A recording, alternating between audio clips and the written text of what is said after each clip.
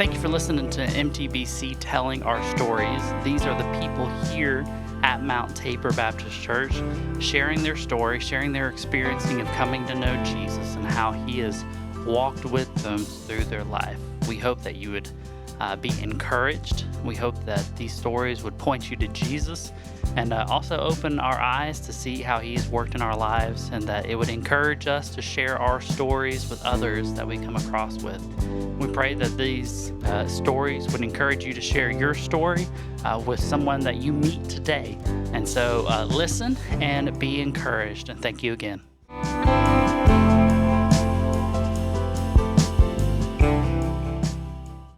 Welcome back to another MTBC Telling Our Stories. Today, I have Katie Slaton sitting down with us to share her heart, to share her story, what Jesus has done in her life. Katie, I appreciate you coming with your busy schedule and everything else to sit down and share. So thank you for being here. You're welcome. Yeah, so before we really get into the nitty-gritty of your story of what Jesus has done in your life, I like the people to kind of get an idea who you are. So a picture of who is Katie Slaton. You can share family, hobbies, interests, anything like that. I'm Katie. I'm the fourth out of 5 kids. 23 years old. I'm a full-time nursing student. I was working full-time pretty much from when I graduated up until I started nursing school. Even like during my prereqs, I was working full-time and a full-time student, but nursing school doesn't really allow that. Mm-hmm. I have 4 nieces and 3 nephews and another nephew on the way due in, I think, June or July. Okay. Um, So it's about to be 4-4? Yep. Nice. For now. There's no telling when Emily and Dylan are going to have another one. I live back at home now. I lived on my own for like almost 2 years, but I'm back at home now because, again, it's hard to work, so it would be very hard to pay rent or whatever. Let's see. Oh, I guess for work, I'm a CNA. Okay. I've been a CNA for 5 years. I did home health for a year, and I've worked in the hospital the rest of the time since. I work on a stroke unit. Oh, okay. And that patient population is very hard. Physically and mentally, it's very taxing because, I mean, I'm sure most people know, like, stroke patients, depending on how bad the stroke was, like, it can pretty much physically take you out. Mm-hmm. So, I mean, we're doing a lot of heavy lifting and stuff like that, but for the most part, they're very grateful. Like, any other unit I've ever worked on, yes, they're great, but I've never met more appreciative patients than the ones that I work with. And even, like, when the days are hard, having that one or two that is grateful for you and is kind makes all the difference. Let's see, what else? You got any hobbies? I know you with school. That's just Jake said. Nursing school. No, I don't have time for hobbies. Well, I mean, used to, like, I rode horses for 5 years, and that was, even though, like, I have really bad anxiety, so even riding horses, I was always anxious, like, I'm going to fall off, I'm going to get hurt, I'm going to get bucked off, whatever. But it was like a release for me. Mm-hmm. I love animals, but I guess I kind of grew out of that. So now my hobbies really are just, like, hanging out with family and hanging out with the kids. They're my entire world. Like, yeah. It's hard for me to, and this sounds crazy to some people even when I say it to my parents, but I can't imagine loving anyone more than I love them. Mm-hmm. And so, like, I don't know. I've always said, like, they're my reason for everything that I do. Like, I love them with everything in me. Mm-hmm. So every minute that I get to spend with them, I'm with them. Yeah. I mean, I hang out with friends some, but we really just, like, go eat or go shopping or something. Yeah. So. Yeah, and I'm sure your siblings and their significant others are appreciative of able to call up Aunt Katie, you know, when they need a break or need a date night or whatever it may be. So that's always a good thing. And, you know, that's part of having a big family, right? Mm-hmm. It's kind of the cool perk of it all. I love having a big family. Yeah. Everyone is always shocked, like, when I say I'm the 4th out of 5 and there's so many of us, but I can't imagine growing up any other way. Yeah. Like, I've always said I want a big family because I loved the chaos of growing up in chaos. Like, there was always something to do, always someone to play with. Mm-hmm. So I've always loved that. That's probably why I'm so chaotic. That stressed me out just saying what you just said. So, but no, it's fun. That's awesome. Well, good. Well, I think that's a good picture of who you are for sure. Do you mind go ahead and sharing how you came to know Jesus? Um, I feel like that story also is kind of complicated. Like when I was 7 years old, we did a play here. I cannot for the life of me remember what it was called, but me and my mom kind of sat in the back, and Jerry Maw played Jesus, Mm-hmm. and up in the pulpit, or I guess the baptismal pool, Mm-hmm. they had, it wasn't the white cross that's back there now. It was like this big wooden cross, so it looked realistic. And I guess I had never seen like a picture of what Jesus on the cross looked like. Mm-hmm. And I'm a very like visual and auditory learner. Mm-hmm. And stuff like that makes me emotional. So they had him, what, I don't, it's not called a shawl. Like a white cloth around Mm-hmm. his waist, and they had put makeup on him to look like bruises and blood, and he had the crown of thorns on. They hung him up there, and it rocked me Mm-hmm. at 7 years old. Mm-hmm. And I broke down. And when I got home that night, I remember my parents were in my room, and I told them I wanted to be saved. So my dad had this little black, it was like, it was a Bible, but it was like I don't know, he'd have to explain it. Mm-hmm. But he read some stuff out of that to me and told me how to do it. And so I did, and I asked Jesus into my heart. Mm-hmm. And for like a week I felt different. Like I was, I don't know, more respectful. I just felt different. And Mm-hmm. then a week passed, and I kind of went back to how I was before. And I don't think that I wasn't saved Mm-hmm. then. I think, I've always heard like having childlike faith and stuff like that, but I don't know if I fully knew what it meant to be a Christian. So I do believe that's when I got saved. But when I was 13, we had a quartet come and do like a Homecoming thing? yeah, kind of. And at the end, they did like a speaking thing, like when they did their altar call, and he said, you can have like these thick vines over the door of your heart, and all the Lord has to do is come and touch it, and they all fall, and he can walk into your, like, come into your heart. And I don't know why that kind of hit me too. So I went to the altar, and I remember, Pastor Philip thought this was, like, he asked me about it later on why I did this, but my dad was standing by the piano. He wasn't singing yet, but I grabbed him. I don't know why I did it. And we sat at the altar.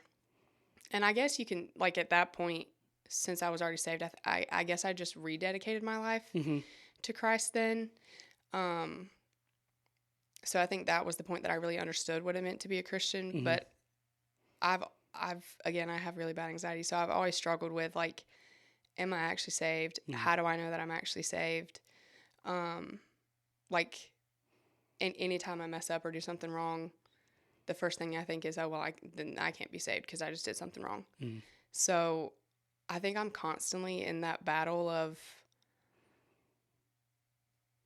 we're sinners. That's not that it's okay to mess up, but you're not Jesus. You're going to mess up, and that doesn't take away your salvation. And I've always struggled with that, but I do believe I got saved that day when I was 7. And it'll probably be a constant battle for me, wondering all the time if I actually am or not. But there's always little things that he does to remind me that I've got you. Like, you're my child. I've got you, type thing. Yeah. So. Yeah, those beautiful reminders. Yeah. Yeah. Yeah. I think there's a lot of people that grew up in the church that have similar stories of, they believed in Jesus, they asked Jesus in the heart, they know that they're saved, but then I think comes a moment in most people's lives where they finally say, okay, I'm all in for Jesus. That I'm, I understand what I'm doing. I understand what I'm walking into. So, and it's cool that your dad was there for both. It's a very sweet moment. Yeah. Just as you were talking before, you said family is important to you, and it was your family that really led you to Jesus. Yeah. He's definitely someone, like, there's several figures in my life that I trust when it comes to, like, biblical knowledge and stuff, but he is by far, without a doubt, like, the one person in my life that I trust when it comes to biblical knowledge. Like, you can ask him anything and he will spout off a verse. He knows so much about it, and I trust his knowledge and his wisdom when it comes to stuff like that. So anytime I've struggled with it, like we recently had a conversation, we were outside, he had made like a bonfire outside, and we got to talking about it. And I can't remember exactly how he phrased it, but he sent me a video, and it was something as simple as like, do you know that you love Jesus? Type something like that. And I don't know, he'll constantly send me stuff of like reminders of, yes, you struggle with this. It's normal to struggle with that. Like my mom struggles with it, with questioning, not necessarily questioning her salvation, maybe, but like being sure that that's where you're going when your time comes. And I don't know, I trust him more than anything. And so having him by my side through that also helped ease like the anxiety of it too. So no, that's awesome. Well, beautiful thing when you got, parents that are pointing you to Jesus. Yeah. So that's awesome. So from that point of 7 years old to 13 to now you're 23, you said, have there been moments in your life that you look back on and be like, Jesus, he was in the boat with me. I can see his fingerprints in this. Yeah. I'm going to try to not get emotional. Okay. So growing up, me and my mom, we are like oil and water. We thank the Lord it's gotten better now. Like the older I've gotten, she's genuinely like my best friend. I tell her anything and everything.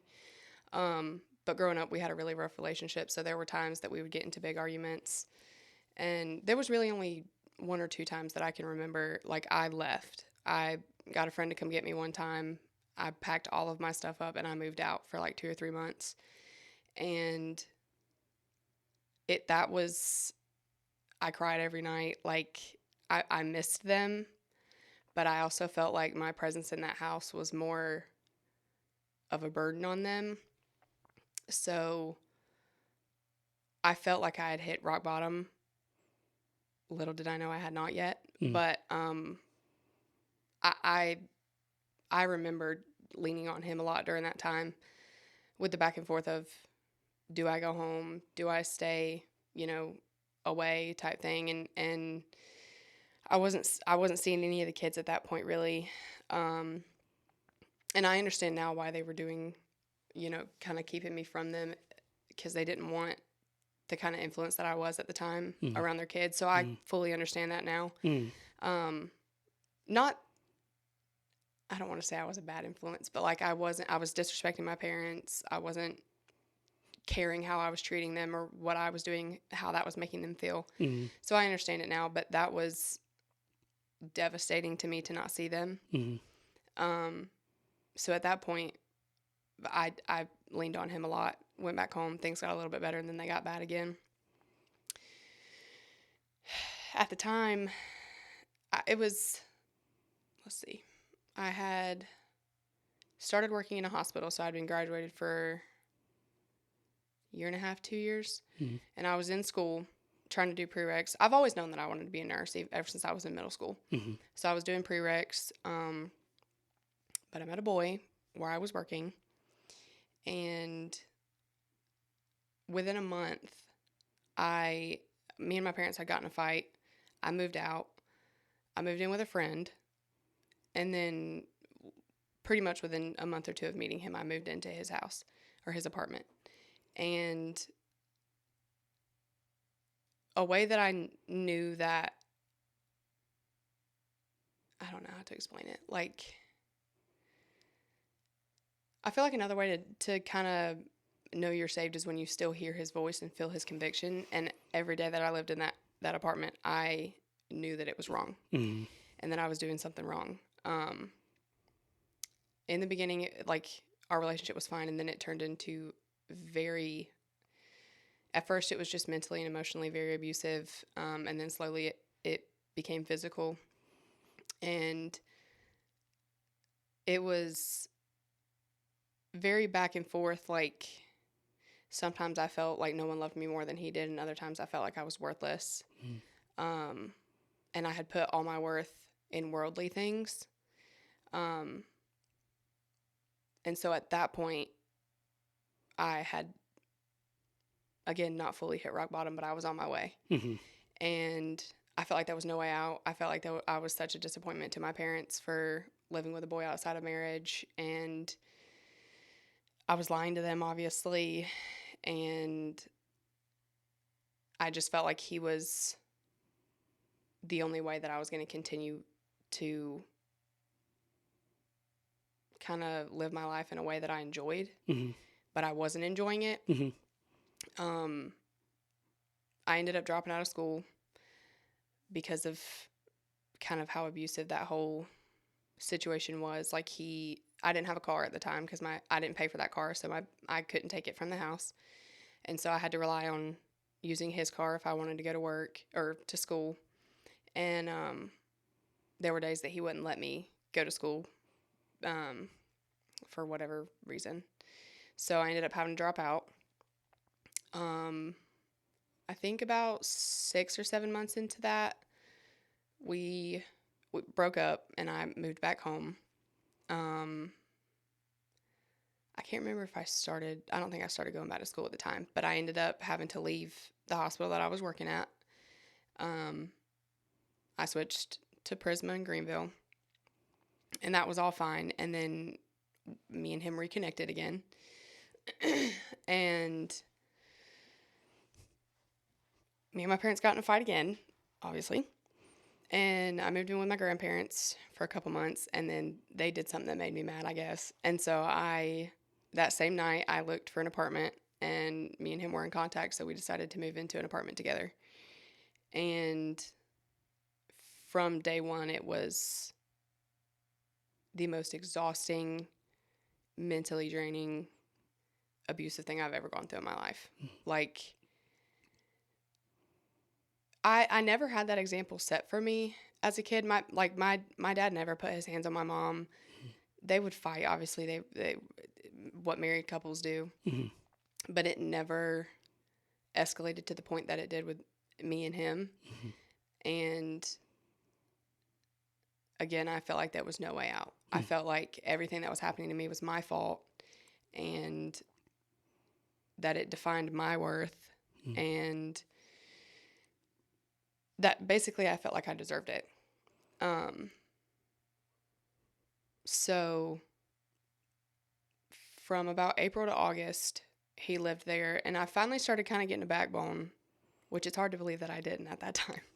But because I've never been afraid to voice your right. Yeah. But and I feel like that even right there shows how the kind of situation I was in where I felt like I couldn't. Yeah, you couldn't be you. Yeah. And like I was scared to speak up for myself. And he ended up moving out. Found out, he was cheating on me, and basically, like, I don't know, he drained the life out of me mm-hmm. during that time. And that is someone that I do not recognize when I was going through that. And I hope and pray that I'm never in that situation again. Mm-hmm. But after he moved out, I felt like my world had ended. Mm-hmm. Even as bad as it was during that time, I felt like there was I didn't want to be here anymore. Mm-hmm. So I was living alone, and not that I wasn't talking to my parents, but the relationship was not the same, because even though I was lying to them, telling them that he didn't live there, they're not dumb. Mm-hmm. Like, they knew what I was doing. And so the relationship was not estranged, but there was a strain on it. Mm-hmm. And I would go home every now and then. Like, I didn't have a washer and dryer, so I had to go do laundry at their house, and we would talk a little bit, but it just wasn't the same. Yeah. And I hate talking about this, but because it's seeing where I was then and seeing where I am now, like, it's embarrassing to know mm-hmm. or to remember, for one, that I let all that happen to me, mm-hmm. but two, what I did as a result of it. Like, I guess I was trying to numb the pain. Like, I started drinking a lot, like, every night in my apartment by myself. And it did nothing for me. Like the next morning I would wake up, feel terrible, go to work, do it all again. And again, like it's embarrassing to look back on that, but I know that that is a part of my story. And if I hadn't gone through that, I wouldn't be where I am now. And I was crying myself to sleep every night, wanting to go home, couldn't get out of this lease. He had drained $4,000 out of my, or he had maxed out both my credit cards, so I was $4,000 in debt that I had no way to pay back. My rent was ridiculous for where I was living. I was working, yes, so I was making money, but I had dug myself so deep in a hole, I couldn't get out of it. I had a car that barely worked. I didn't barely have money for groceries. Like that point in my life was where I was at rock bottom. And I felt like I always knew my parents were there for me and would help me the best way they could, but they're not enablers. They've never been. Yeah. So it was one of those things. They raised me my whole life. You know, this is what the Bible says. This is the choices that we believe you should make, but you're an adult now. Whatever choices you make, there are going to be consequences and you have to learn. I'm not going to come and save you. So from August till the next April, that was my rock bottom. And I was afraid I was never going to come out of it. Once my lease kind of started coming to an end, I really don't remember a turning point during that time. Like, I can't say for sure, you know, this is what happened that made me want to get my life back on track. I don't know. But my lease ended. I went back home. And somewhere between that January and that April is when I decided I want to go back to school. Like I don't make a lot of money being a CNA. I want better for my life. I want to try and set myself up for my future kids and my future family. And basically, I just want better for myself.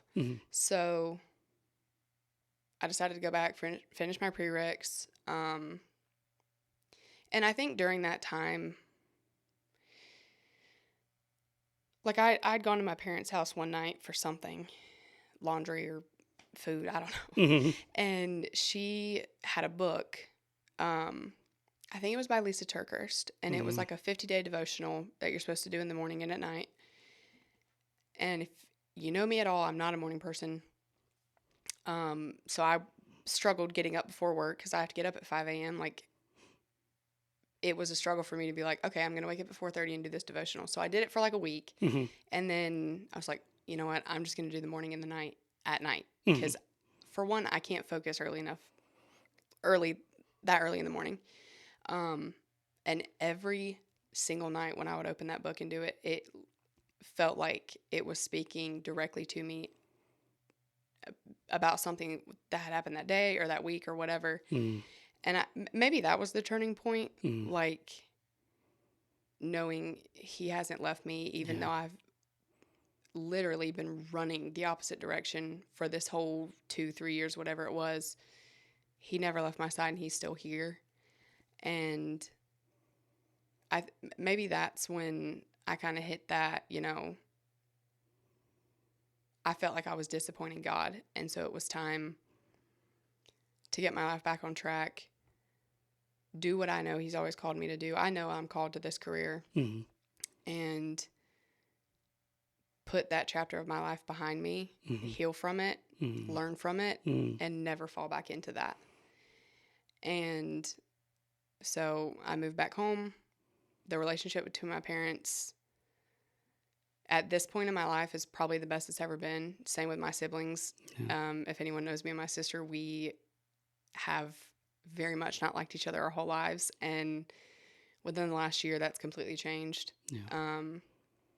I also view her probably as one of my best friends. Like, I go to her about everything. And so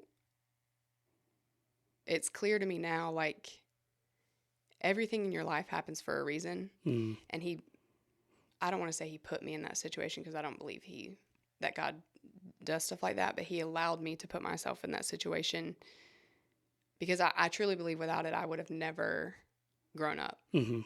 And made the changes I needed to make to be where I'm at now. And even though I'm not done, I've learned from those mistakes, and now I know kind of what to look out for, I guess. So yeah. Yeah, that's awesome. It shows so much maturity and growth for you to say the phrase, I know that God allowed me to go through that so I can be who I am today. That right there speaks volumes. And for you to also say, I needed to heal and then learn. I mean, what do we go through if we don't learn from those mistakes and those failures, but also the healing? And that healing only comes from the Lord, which what you were just talking about. You're in a time of your life where you're trying to get back to Him, and then He's just through a devotion book, a morning and night devotion book, where He's just meeting you where you were. So it's just, I know it's not easy going through those things, and we never want to go through those things, but to give testimony to what God's done, I mean, it's incredible, Katie, just where you are now. And I've told you this, before and everything, of super proud of where you've come from and where you are now. It's always cool as youth pastor when get to see you from, I think you were a sophomore when I got here, to, the growth and, like, I want to follow Jesus. I want to do what He's called me to do. I know I want to be a nurse. There's some bumps along the way, but I'm on track for that. So I just want to say, man, it's awesome seeing what God's done in your life. So going through all that, I know you said you had a devotion that the Lord was speaking through, but were there other verses or, maybe scripture that, the Lord has given to you through that time, or maybe a life verse that you have? I think... So when I was in like 7th or 8th grade, and I have really bad ADD, like horrible. And I think in like 5th or 6th grade, I had started, like, I was scoring like a first or second grader on state test because I couldn't focus enough during the test to do well. And my parents, like, we talked to my pediatrician, and I guess, I don't know if it's different now, but at the time, like, how they diagnosed ADD, because there's not like a brain scan or blood test you can do. They sent out a survey. Like, I had to do one, my parents had to do one, and my teachers had to do one. So they did one. I think the school brought in a specialist. Come to find out, he wasn't even testing me for like ADD. He was testing me for a learning disability. So it was pointless. But during that whole time when we were trying to figure that out and get me put on meds, like, I don't know why it made me feel like something was wrong with me. So I remember one night, I don't remember if I was in the choir yet or not, because I don't think you could do it. Well, I guess I was in youth if I was in 7th or 8th grade. I think I was in choir at the time. We were in choir practice. Pastor Philip was still here. And so I left choir practice and went in there to talk to him, and I was just sobbing, like uncontrollably sobbing. And I don't even remember what all I was saying. But basically just that, like, I didn't like the way the meds made me feel, but I knew I needed them because they did help at the time. It made me feel like I was dumb that the school had to bring in this specialist and I had to be pulled out of class for an hour once a week or however often it was to have these tests done. And I was embarrassed and whatever else. And so he gave me a verse to memorize. And that verse when anyone ever asks me what my favorite verse is, or, what you just said about, a verse that has stuck with you, Proverbs 3:5-6 I always come back to that verse. And it genuinely does kind of bring me back to His plan is greater. Trust Him. Yeah. Because I struggle now too with, like, sometimes when school is hard or work is taking a toll on me, I'll go back to, maybe this isn't what I'm supposed to do. Maybe this isn't the career that He placed me in, like, this is too hard. Mm-hmm. I'm never going to pass school. This is too much. Or even like, and maybe it's like leftover insecurities from what I went through, but all my siblings were married pretty much by my age and or already had one kid. So I think I struggle now too with, I'm never gonna get married. Like I've passed kind of that sweet spot where you meet your spouse and you get married, and I know deep down I haven't. Like I'm very young. But I like that thought consumes me that I'll never get to be a wife and a mom. And I always put myself back to that verse, and it literally starts with trust in the Lord. And I feel like that's not the core of being a Christian, but like, Yeah. Like, core of walking with Jesus for sure. Like trusting in his plan and his timing. I pray every day on the way to work. Or like even, I don't pray as often as I should. But like if I'm driving to an exam or when I get off the exit to go to work, I'll pray from the time I get off the exit to the time I put my car in park. And that's something I always say is, Lord, help me to trust in your timing and in your plan and know that your plan is greater. And to have peace in knowing that when things are supposed to happen, they will in your timing. And I think all of that stems from that verse that he gave me. And I don't think he knew at the time that it would be something that would kind of start to heal that piece of me. But it definitely did. And there's another verse in Psalm, I think it's Psalm 55, about casting your anxieties on the Lord. And like I've already said, I don't want to call it crippling anxiety, but sometimes it is. And I'm anxious about everything. And remembering that verse, like you can cast your anxieties on him. He will take that burden from you. And you have to know that he's with you during those times of anxiety or fear or heartbreak or whatever.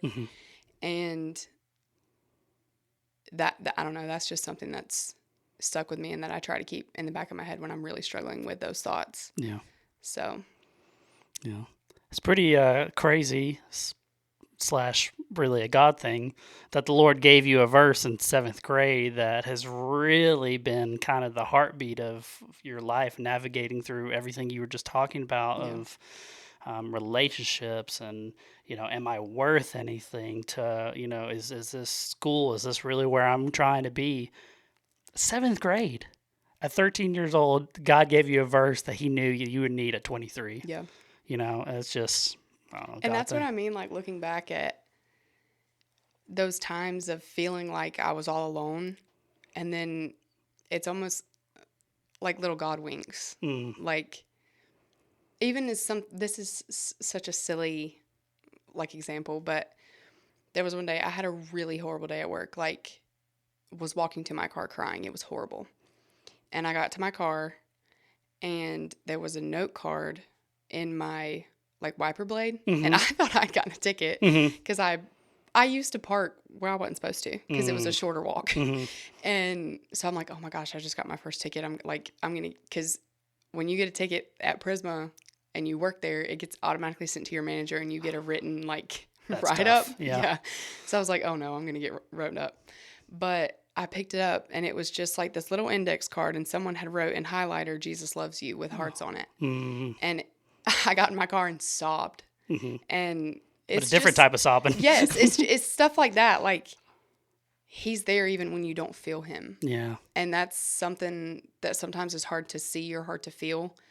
But then he gives you those little sprinkles like, hey, I'm still here. Yeah. Even though you don't feel me, or you're maybe not leaning on me the way that you should. I'm still right here. Yeah. I haven't gone anywhere.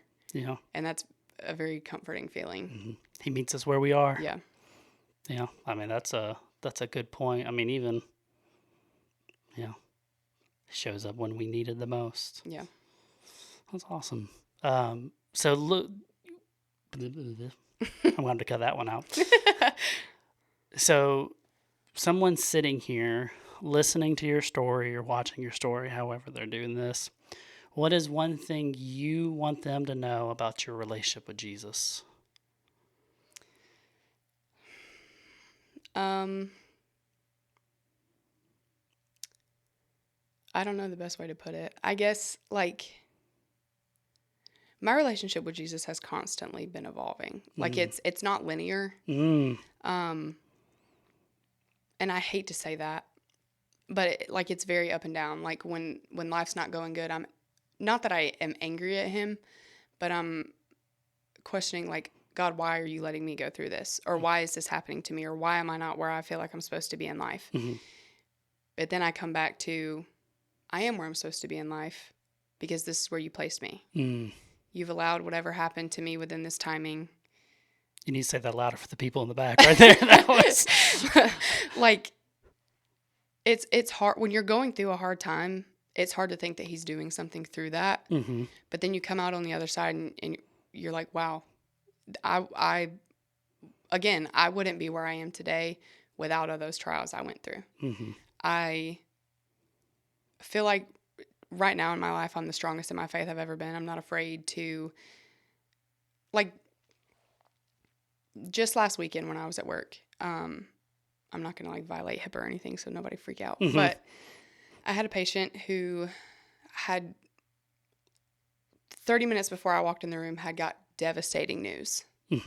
And you can ask Pastor Philip, there was one day I was talking to him about a patient that I felt very heavily in my heart, like, needed someone with biblical wisdom to talk to. And at the time I was like, that's not me. I need someone else to come up here and talk to him.